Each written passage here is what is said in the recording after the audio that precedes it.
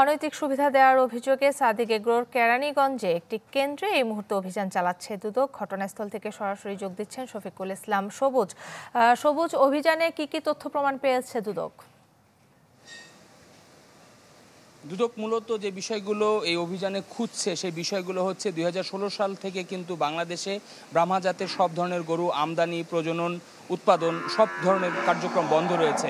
কিন্তু তারপরও দেখা যাচ্ছে যে 16 থেকে 2024 এই সময় কিন্তু সাদিক এগ্রোর মাধ্যমে বলা চলে ব্রাহ্মা জাতের গরুর উৎপাদন বাংলাদেশে হয়েছে এবং দেশের বাইরে থেকে নানা প্রক্রিয়ায় তারা কিন্তু বাংলাদেশে এই গরুগুলো নিয়ে এসেছে। এখন আমরা যে ছোট গরুগুলো দেখছেন এই ছোট গরুগুলোর মধ্যে কিন্তু 6 থেকে 7টি গরু রয়েছে এখানে। এই সাদিক এগ্রোর কেরানীগঞ্জের ভাকুরতা একটি খামারে আমরা রয়েছি। এই গরুগুলো কিন্তু পুরোপুরি নিয়মের ভায়োলেশন করে এখানে এই গরু উৎপাদন করা হয়েছে এবং এগুলো কিন্তু 6-7টি গরুর মতো রয়েছে ব্রাহ্মা জাতের গরু। নগদের কাছে সব গ্রাহকই প্রিয়, তাই তো সারা দেশে ক্যাশ আউট চার্জ সবচেয়ে কম।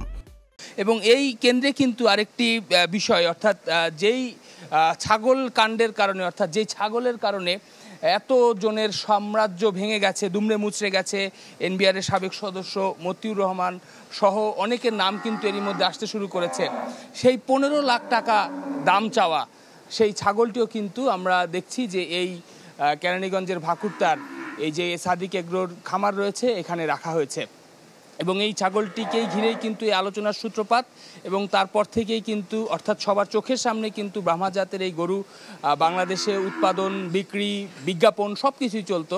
কিন্তু এই ছাগলের যে ছবি এবং যে ভিডিও, এই ভিডিওই কিন্তু সব কিছু তছনছ করে দিয়েছে এবং এই ছাগলটি কিন্তু এখন এখানে রয়েছে এবং গত পরশুদিন মোহাম্মদপুরে সাদেক এগ্রোর যে বিক্রয় কেন্দ্র সেখানে অভিযানের পরই কিন্তু এই ছাগলটি সেখান থেকে এখানে নিয়ে আসা হয় এবং দুদকের যে তদন্ত দল তারা এখন এই খামারের অফিস কক্ষে রয়েছেন।